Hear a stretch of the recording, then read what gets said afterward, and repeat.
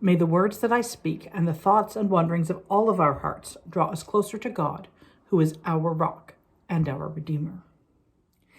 Once again, I find myself preaching to you from my office as we are coming into another time of intentional separation out of our love for our neighbors and our families to keep each other safe. And this week we face scriptures that are talking about how to handle times of great chaos when we feel that the end is at hand. The early Christians thought that the end was at hand, that Jesus had come into the world, he died, he'd come back, he'd gone away, and they thought he'd be back any time to make everything right. Because everything wasn't right. Jesus had come, he'd lived, he'd taught, he'd died, he'd risen again, and things were still not always okay. So they thought that Jesus was coming back right away. And the message that both Paul in 1 Thessalonians and Jesus through Matthew want to give the church is about how to deal in difficult times, how to live in difficult times. And the message is just keep doing your work as a Christian. See, when I hear a message that says something like the churches are closed, I think, no, the churches aren't closed. St. Paul's United Church is not closed. Whether or not our building is open, and that's still trying to figure out exactly what that's going to look like at the time of recording, whether or not we're having Sunday worship, St. Paul's United Church is alive and active, and we are going to be busy this Christmas season because we still have to figure out how to love and care for our neighbors through a difficult time.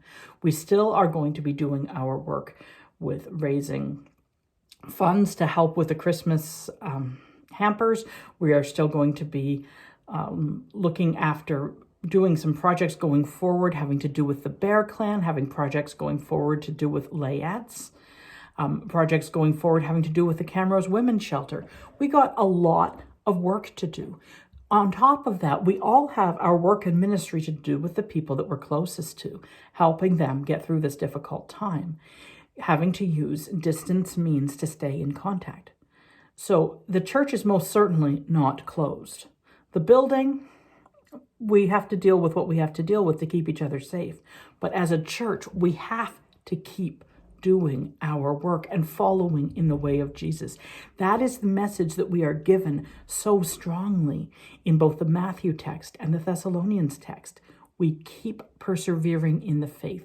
Don't let yourself get distracted just because things aren't so good. Just because things aren't the way we'd like them to be, they aren't normal. That's okay. We continue to do our work. You see, God has invested a great deal in us. God has invested a great deal in the church. And the church as a whole, as in all Christians in all times and places, as well as our own denomination, our own congregation, God has invested in us through our ancestors who have left things to us, through the time and energy that we put into this place. And how do we make that investment pay off for God? Just as God has invested in each one of us. So what can we do collectively? How can we make sure that we're taking God's treasure and investing it in our community, in each other, in the world, in order to bring the harvest that God would have us bring? A better world, a more just world, a more caring and loving world. Because in the world, things will happen. Diseases will happen. Brokenness will happen.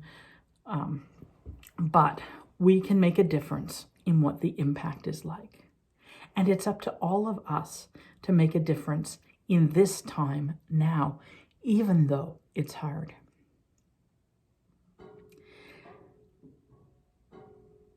Those for whom much has been invested, much will be expected. So the abundance of God that we have around us, we can find ways to reach out and make it bigger and make it go farther.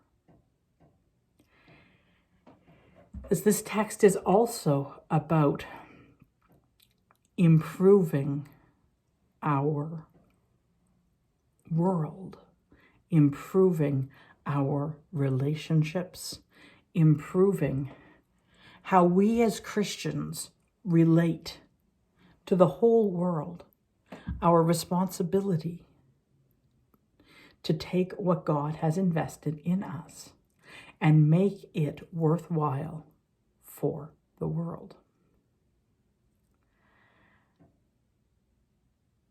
Now, in that parable, it's a challenging parable because it isn't always an exact one-to-one.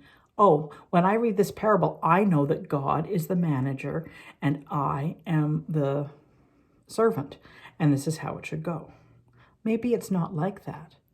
Maybe in this particular story, it means something different. See, parables are open to interpretation, and they're supposed to get under your skin and get you thinking about it.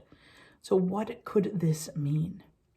And this parable fits in a larger speech of Jesus. So Jesus' disciples have gone to talk to him alone. Jesus has just been in the temple and he has pronounced the woes to the scribes and Pharisees. So Jesus has just said the sort of things that's going to get him arrested and is going to get him hung up on a cross. And the disciples are saying, we know that the end is at hand. We know that this whole broken system and the world the way it is not going to last. So what should we do about it? What will be the sign of the end of the age? And when will the end of the age be? And Jesus says, no one knows when the time is coming. He talks a bit about some of the different signs that's coming, but those are just the beginning. And you need to keep persevering. You need to keep walking forward in faith. Yes, there are going to be wars and rumors of wars and earthquakes in diverse places. All kinds of things are going to go on. But you need to keep on maintaining your faithful walk with God. Don't let these things distract you. Don't let them stop you from doing the work, because the work is ours. It is before us now. Jesus tells 2 parables about being ready, about having enough, about planning ahead. In last week's about the parable of the 20 bridesmaids. This week, the parable of the three servants and the talents. And the idea that we need to continue to invest those talents. Remember, think about it that way. What has been invested in you? It's like 15 years wages for a daily laborer. That's a talent. Imagine thinking about that in terms of what gifts and abilities you have. As we continue to live into new realities in our church, what gifts and talents do you have that you can offer to helping us go forward? Do you have skills or resources that can help to make this happen? As we all share in this work together, we continue to be the church. We continue to carry on our vital ministry, and we continue to do so as we do all things in love, which is God's high calling to all followers of Christ. Thanks be to God. Amen.